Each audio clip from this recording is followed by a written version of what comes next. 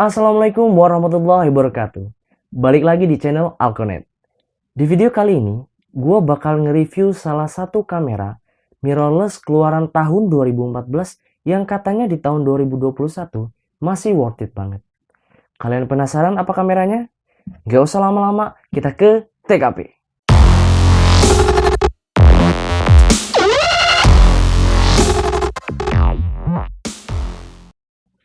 Oke guys, sekarang kita udah di TKP.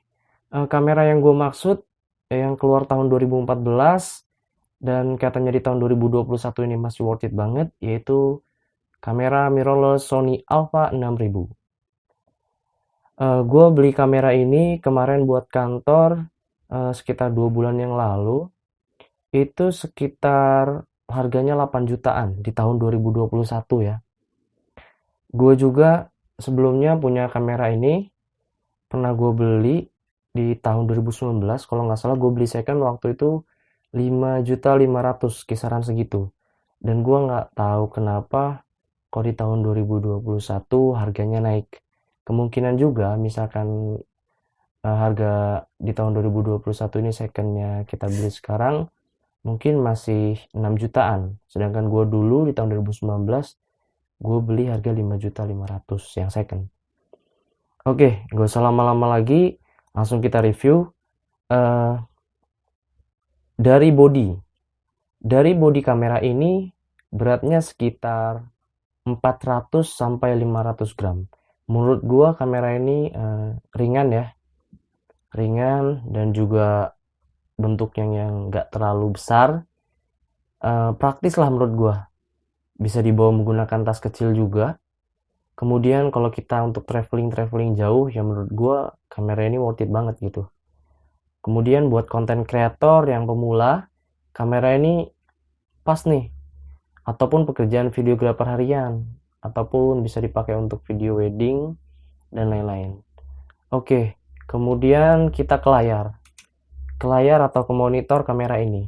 Kamera ini udah bisa flip, layarnya sudah bisa flip, walaupun nggak maksimal ya guys. Di sini nggak maksimal, dia cuman bisa sekitar 90 derajat.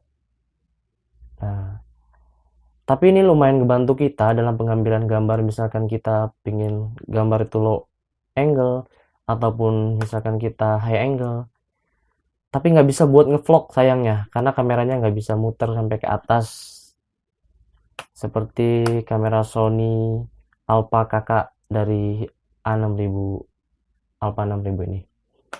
Kemudian belum touchscreen. Nah, kekurangan dari kamera ini juga belum touchscreen ya guys. Belum touchscreen.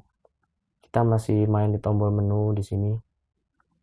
Sedangkan kakaknya dari Sony Alpha 6000 ini seperti A6100 dan yang lainnya, A6300, A6400 itu udah touchscreen. Kemudian kita ke built-in quality atau ke fisiknya. Kalau dilihat sih kamera ini tampak kokoh.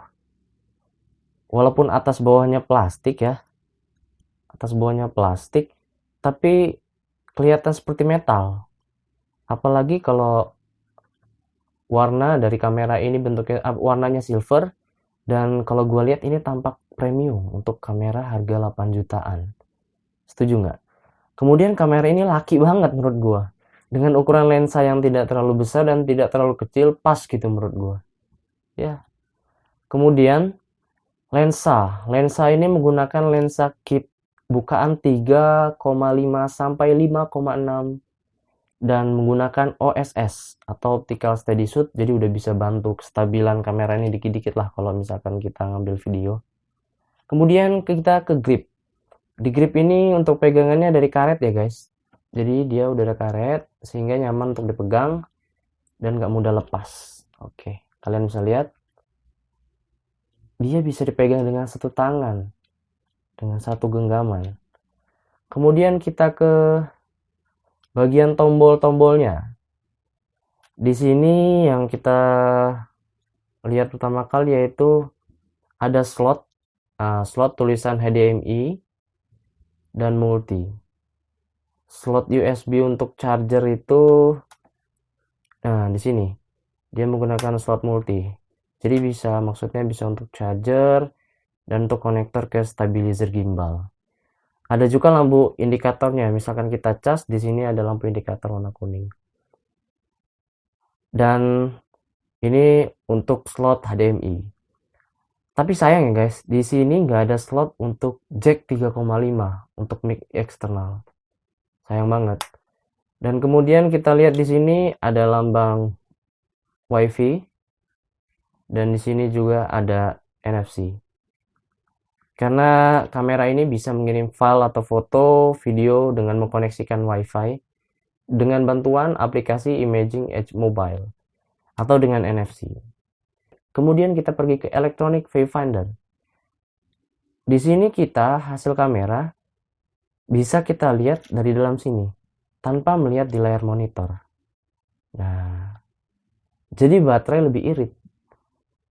Nggak seperti kamera mirrorless lain yang merek lain ya, yang hanya bisa melihat di sini, tapi untuk Sony Alpha 6000 ini dia bisa melihat dari electronic viewfinder-nya ini. Kemudian ada adjusting focus. Ini membantu kita, misalkan mata kita ada yang minus atau plus, bisa menggunakan ini untuk memfokuskan gambar dalam electronic viewfinder ini. Ini tinggal putar gini. Oke. Kemudian kita ke sebelahnya, di sini ada tombol flash. Tombol flash yang menurut gue bentuknya unik. Dan bisa digunakan dalam kondisi kamera mati ya. Ini nggak on nih. Ini bisa dalam kondisi mati, dia bisa digunakan. Bentuknya memang standar, tapi jika ingin menggunakan external flash juga bisa diletakkan di hot shoe-nya. Oke, kita selanjutnya ke sebelahnya, ke tombol menu. Ke tombol menu ini kita bisa munculkan menu-menu, setting, dan menu lainnya di layar monitor. Oke, ini untuk menu kamera, ini setting ya, dan lain-lain. Sony memang terkenal dengan menunya yang mudah dan nggak ribet. Oke, kita ke tombol sebelahnya. Di sini ada tombol AL, atau kepanjangannya kalau nggak salah Auto Exposure Lock. Di sini untuk membantu exposure dan fokus sehingga bisa melakukan rekomposisi selama AL dan FL tertahan. Oke, kemudian kita ke tombol rotating di sini. Di sini di atas, di sebelah atas kita bisa mengatur displaynya. Tampilan di monitor bisa kita atur. Kemudian di sebelah kanan ada ISO-nya. Oke. Kemudian di sini tombol sebelah kiri ada track mode dan sebelah bawah mengatur exposure. Tombol tengah untuk mengklik pilihan dari mode-mode yang dipilih. Oke. Kemudian kita ke bawah, di sini kita ke tombol preview. Di sini untuk menuju file atau foto yang video sudah kita ambil dengan kamera ini. Kemudian kita ke sebelahnya, di sini ada tombol custom atau C2. Bisa kita jadikan shortcut ya, yang diatur dalam menu.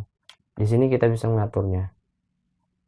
Oke, bisa juga digunakan untuk tombol mendelete atau menghapus file foto atau video yang telah kita ambil menggunakan kamera ini.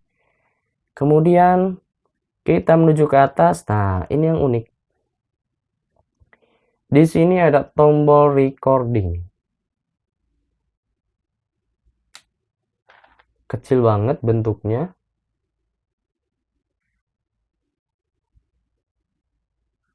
Susah dilihat jika pertama kali menggunakan kamera ini, pasti bingung. Dan kemudian posisinya agak sulit karena di tengah-tengah jari jempol dan telunjuk. Sehingga sedikit shaking saat mengambil video pada awal-awal take. Nah, kita pasti agak goyang dikit nih. Karena biasa kan begini, ini tombol di sini berarti agak goyang dikit waktu ngambil video atau foto. Oke, kemudian kita ke atas. Di sini ada tombol dial. Di sini untuk memilih mode seperti mode video, foto, panorama, dan lain-lain. Oke. Nah, di sini untuk film, sapuan panorama, pemilihan adegan, dan masih banyak lagi ya. Dan tersambung dengan layar monitor. Kemudian kita ke sebelahnya ada tombol adjusting. Ini bisa digunakan untuk exposure, shutter speed, dan lain-lain. Kemudian kita ke sini, di sini ada tombol C1 sama, dia seperti C2 tadi untuk mengcustom atau untuk shortcut dan kita atur di menu.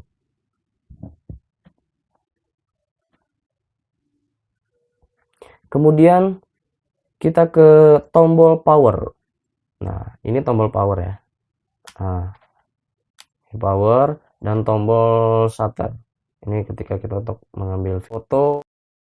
Oke, kemudian kita ke sini. Di sini ada hot shoe. Di sini fungsinya untuk meletakkan mic eksternal dan tidak perlu menggunakan kabel. Karena di dalam hot shoe ini ada pin kuningan yang artinya hot shoe tersebut harus menggunakan mic eksternal yang sesuai dengan kameranya. Maka dari itu Sony produksi mic eksternal sendiri. Agak mahal memang harga beli mic-nya. Nggak sembarangan kan akan menggunakan mic eksternal lain.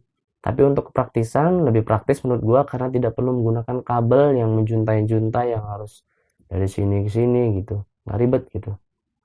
Oke, kita pergi ke bawah. Di sini ada tombol untuk baterai.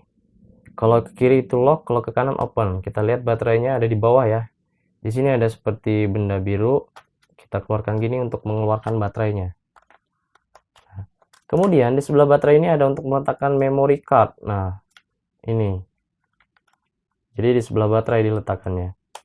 Kemudian kita lock lagi. Dan uniknya lagi kamera ini kita ketika mencas atau mencharger kamera ini tidak perlu melepaskan baterai.